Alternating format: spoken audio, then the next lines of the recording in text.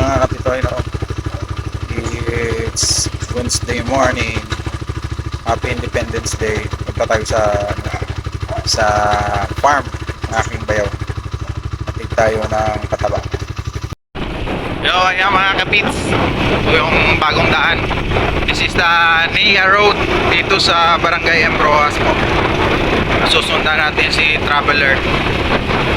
Napakahalaga talaga ni Traveler sa amin kasi grabe itong tulong niya na gawa sa buhay namin.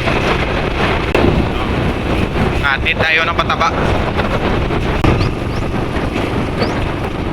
Ito naman sa akin si Queen,